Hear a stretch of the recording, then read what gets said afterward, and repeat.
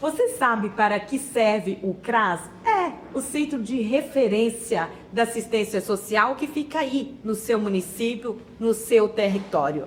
Para conversar sobre isso e nos ensinar sobre isso, nós temos aqui a mãe da Beatriz Silva, que é a professora doutora Heloísa Gabriel dos Santos, que veio na nossa roda de conversa protagonistas falar sobre a importância do CRAS. Vem!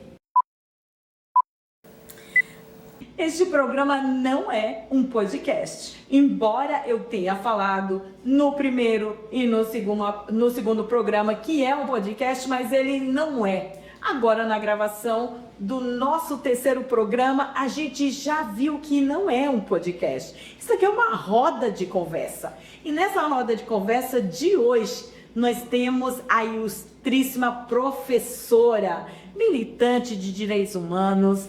Nós temos aqui uma assistente social, mestre e doutora em serviço social. Ela que é assistente social da Prefeitura Municipal de Diadema, em São Paulo. Um município que nós amamos e muito. Quando eu cheguei do Ceará, foi para Diadema que fui. É uma cidade do meu coração. Heloísa Gabriel também é professora do curso de Serviço Social da FMU, Faculdades Metropolitanas Unidas. Heloísa Gabriel, conterrânea minha, nordestina, ela é de Maceió. Ela realmente faz toda a diferença no campo do protagonismo. Nós vamos ver nessa roda de conversa a trajetória desta mulher forte, competente e comprometida com as políticas sociais. Ela já foi também da direção do CRES, que é o Conselho Regional de Serviço Social, aqui da 9ª região de São Paulo. Heloísa Gabriel, seja bem-vinda, minha amiga. Eu sempre digo isso para você. Como eu te amo, Heloísa Gabriel. Você é um presente que Deus me deu na minha vida. Eu sempre disse isso para você, né, querida? Agora, falei com você, aproveite e faça a sua autodescrição. Olá, bom, eu sou uma mulher negra. Eu estou de cabelo curto, meu cabelo crespo, de óculos azul, uma blusa de manga lá cor, uns chamam verde musgo, outros chamam verde escuro, verde oliva, e a minha cor é escura.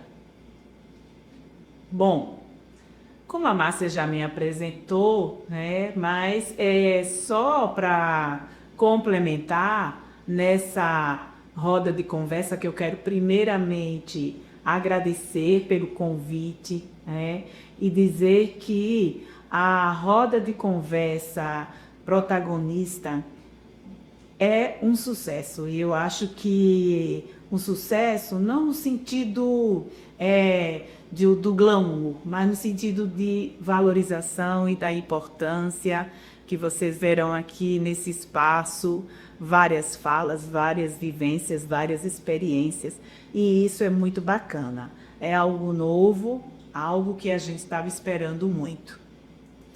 Heloísa Gabriel, que está aqui conosco para falar de uma política incrível, uma política que todas as pessoas precisam saber, que é a política de assistência social.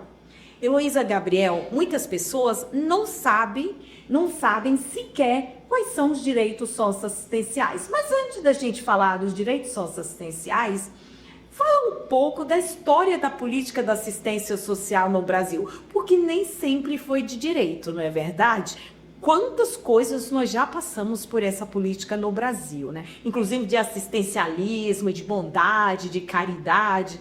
Eita pedreira que a gente ainda precisa quebrar, hein? Verdade, Márcia. Bom, primeiro que o nosso país, né, como um país colonizado, do qual a coroa portuguesa vem para cá, junto com a Igreja Católica, então aqui, desde o Brasil colônia e depois da entrada, né, num país independente, que a Igreja Católica ela se faz presente na atuação perante os pobres, principalmente com a caridade, com a ajuda.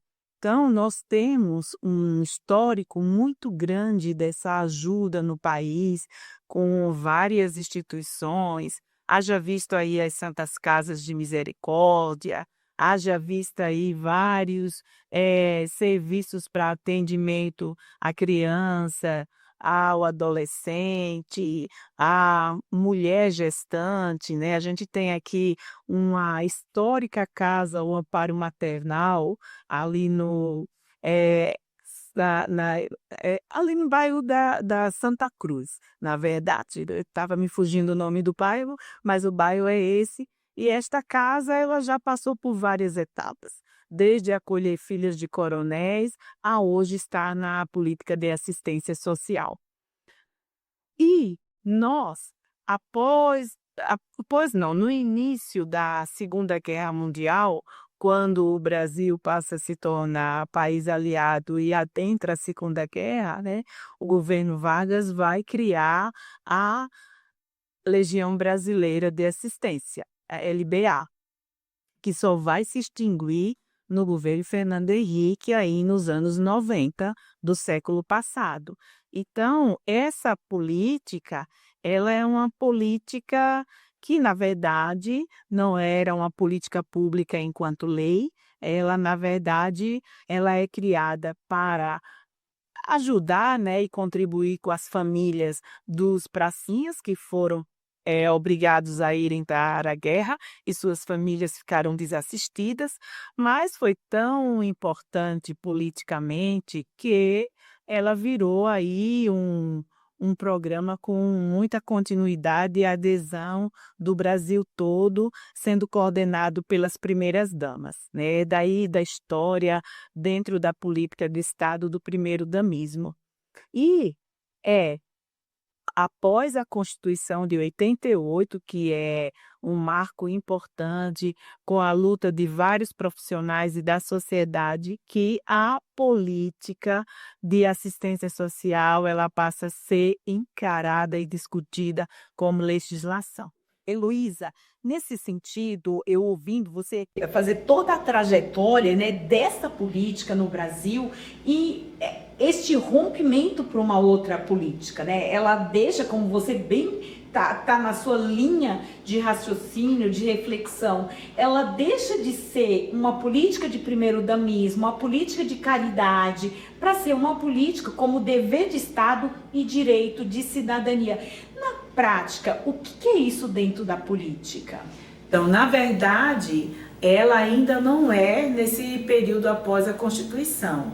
Aí a gente vai em 93 ser aprovado aí a LOAS, Lei Orgânica de Assistência Social, que vai criar um programa dentro da Seguridade, né, dentro do tripé da Seguridade, que é o BPC, né, o Benefício de Prestação Continuada para idoso e deficiente, mas é somente no início desse século, olha o tempo, que em 2004 a gente consegue a aprovação da Política Nacional de Assistência Social e em 2005 do Sistema Único de Assistência Social, aonde vai se criar aí os serviços, né, os Centros de Referência de Assistência Social e o Centro de Referência Especial de Assistência Social, os CRAS e os CREAS, né? Então, é essa caminhada toda, né, para que de fato se torne uma efetivação de direitos, uma política de cidadania,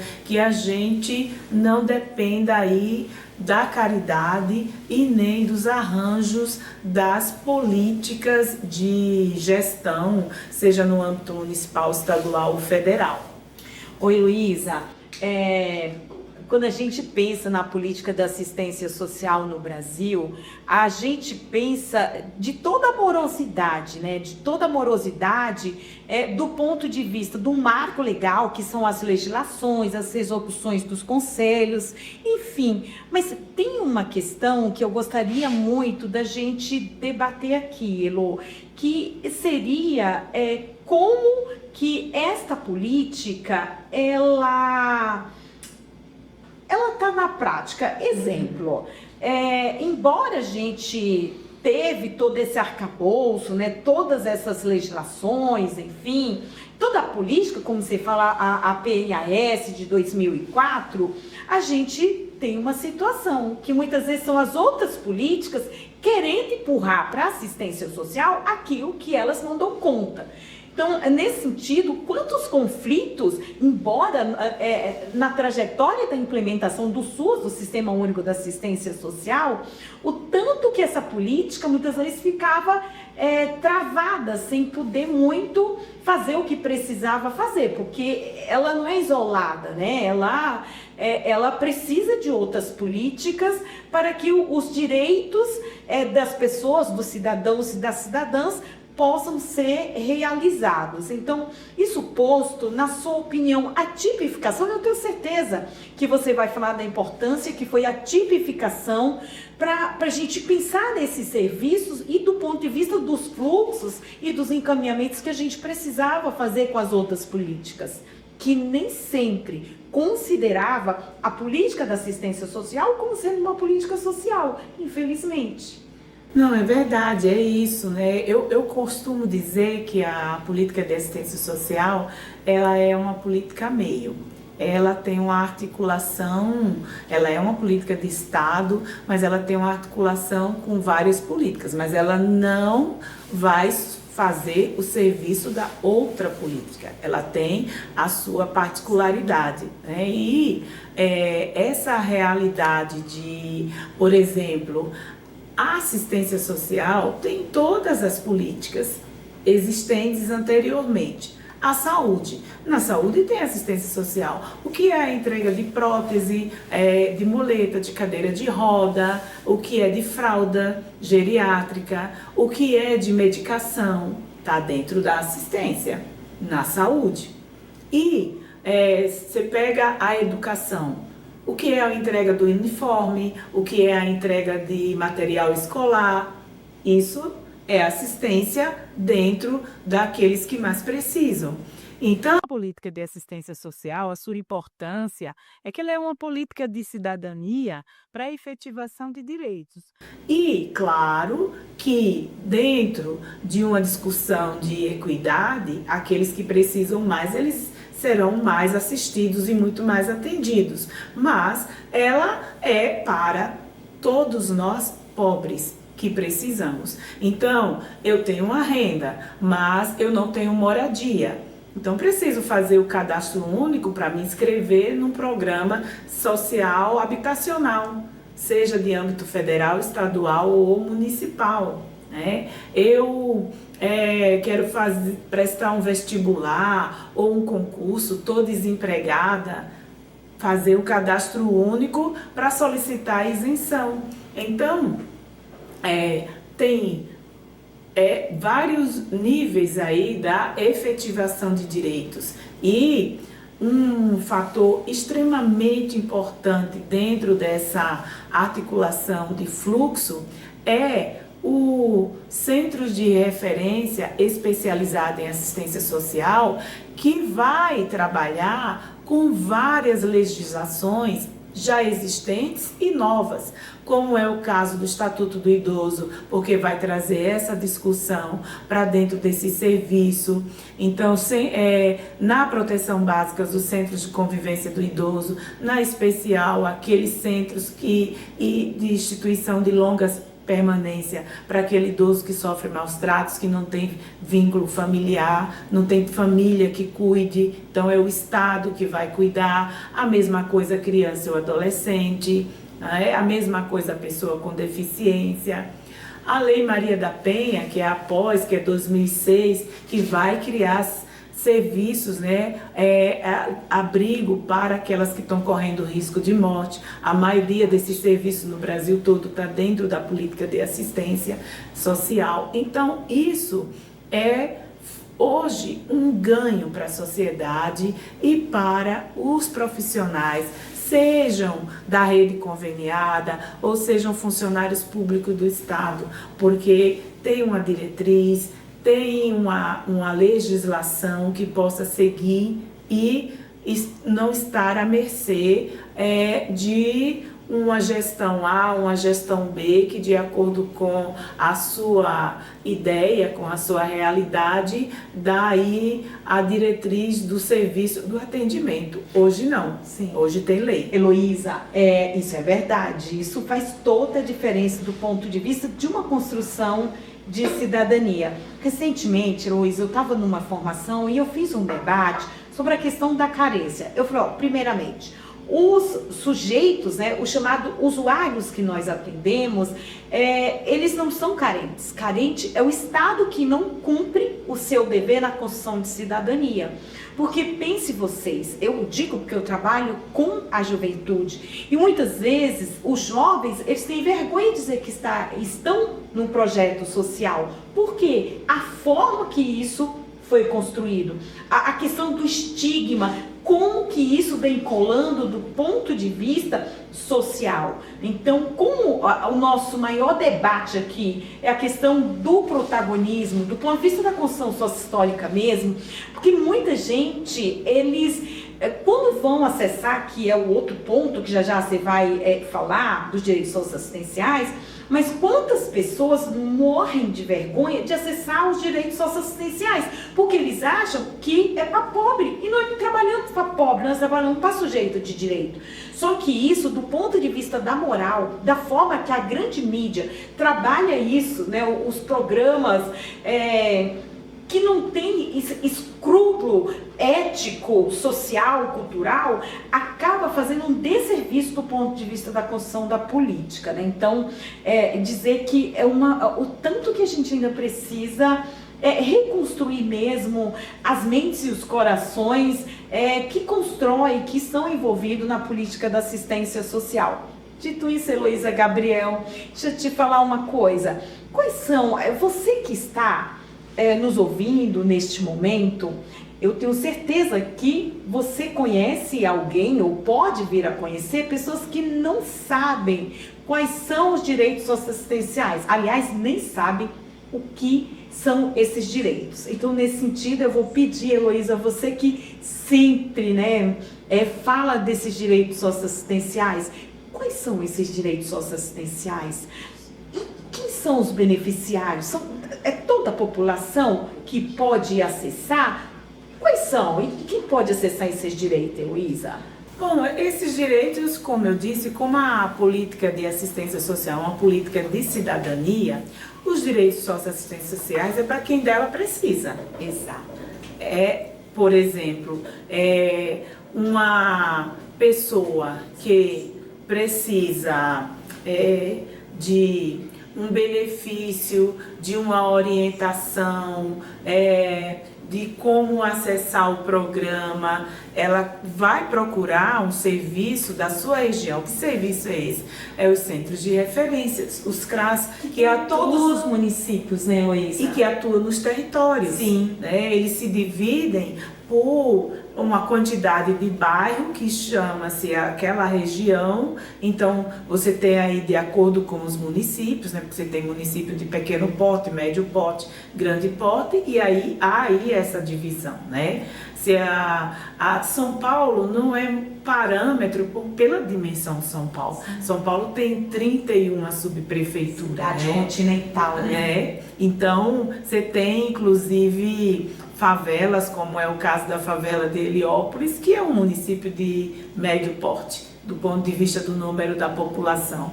Mas, pelo Brasil afora, são serviços importantíssimos, são serviços que desenvolveram a própria cidade, para além da discussão de cidadania individualmente, porque esse serviço, ao adentrar no município, a ser criado, a cadastrar as pessoas, a ofertar direitos para as pessoas e também o benefício, como é o caso do Bolsa Família, que gera economia. Sim. Porque antes, aqui a gente não consegue ter muito essa noção, porque a gente tem uma relação de loja, de de comércio, de shopping. Você tem município por esse país continental, por esse Brasilzão, que as pessoas compram essas coisas na feira. É o chinelo, é o short. Então, o recurso do benefício, ele gera economia. Fica no local. Abre-se mais uma farmácia, abre-se mais uma padaria, abre-se mais um mercadinho, vai abrir uma lojinha. E isso é a ampliação da cidadania. Sem contar que eu sempre falo que depende muito tanto do gestor como do profissional de como usa, no caso específico, por exemplo, do Bolsa Família, de como usa as condicionalidades, que é a criança na escola e acompanhamento médico, a carteira de vacina, a pesagem, porque esse benefício, ele tem o nome Bolsa Família, mas ele é para a criança e o adolescente. Mas olha aí a importância de se vincular a uma definição mesmo e a atuação da própria gestão e exercício da cidadania, para que essas crianças tenham aí uma alfabetização, siga, né, o fluxo normal do seu período escolar, que se forme e que possa ser inserida no mercado de trabalho com condições de disputar vaga, porque ela estudou, porque ela minimamente, e o programa social ele traz isso.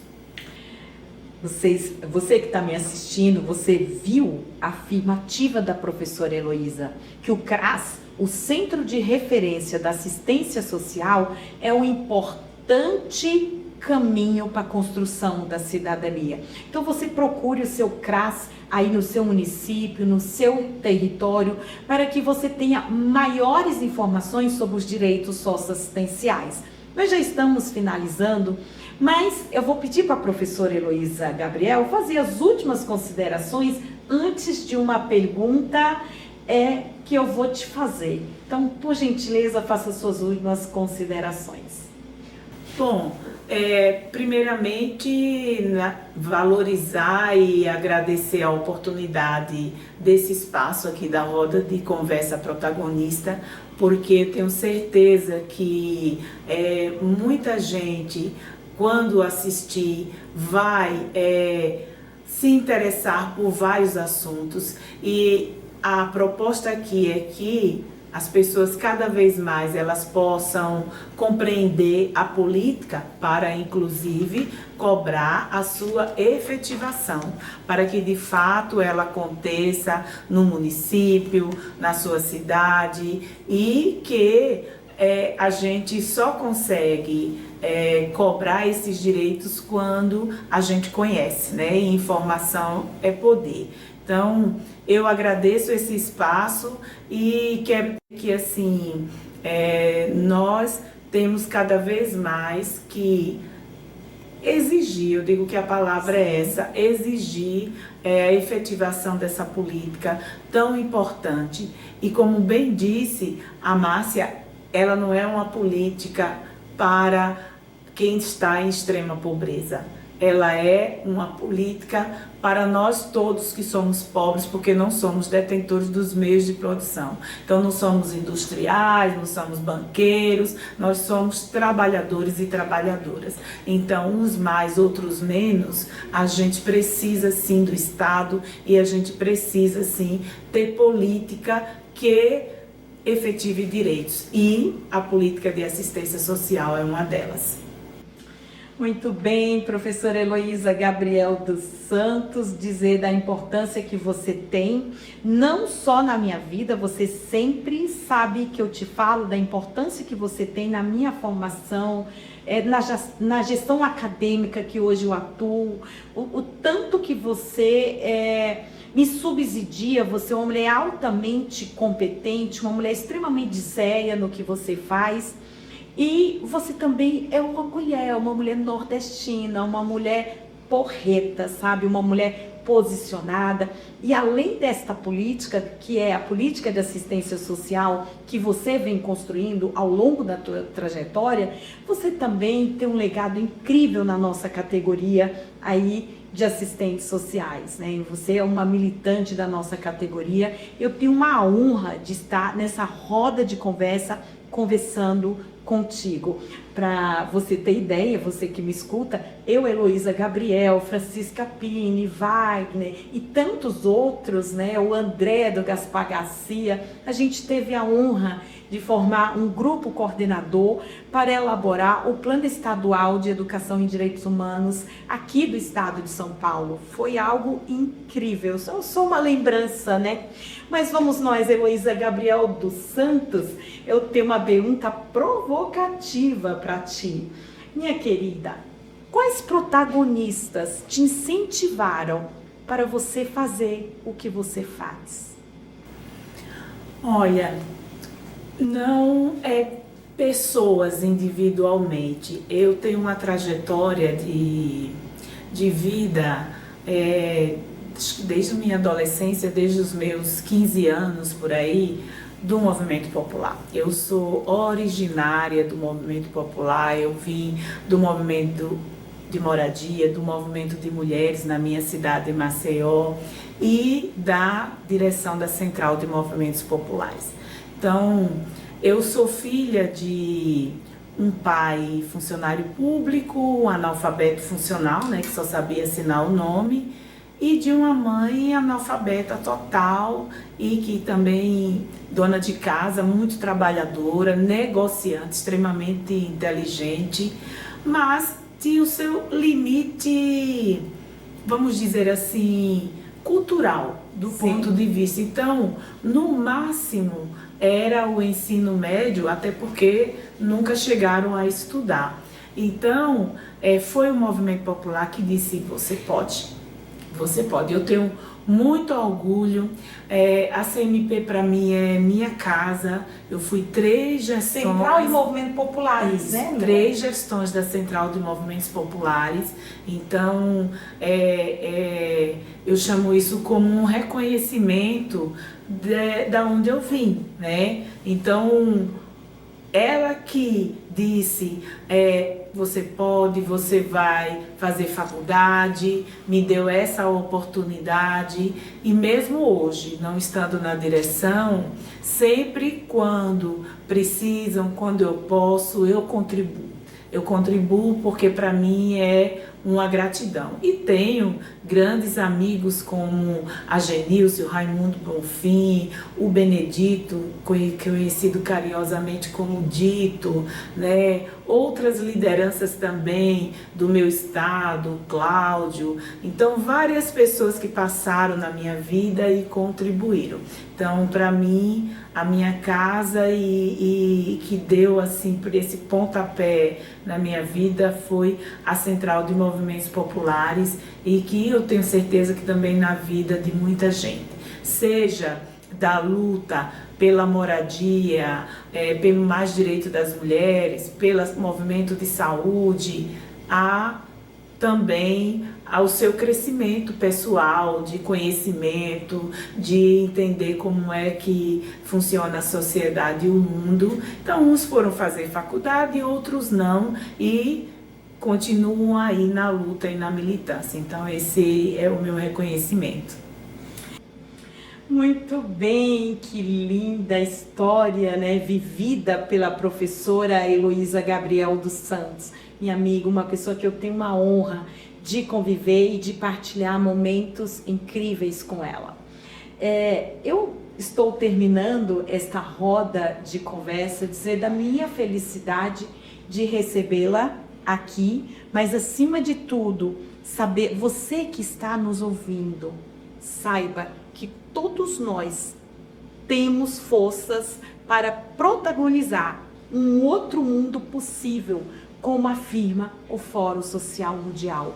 Um mundo de esperança, do velho esperançado Paulo Freire, da gente lutar, da gente se organizar, da gente educar, da gente se sociabilizar, no sentido da gente construir sonhos que poderão ser sonhados coletivamente. Professora Heloísa, é um prazer. Muito obrigada por essa roda de conversa maravilhosa. Muito obrigada, viu? E nos acompanhem aqui no nosso canal, se inscrevam no nosso canal e também acompanhem as nossas redes sociais que estão descritas aqui na bio.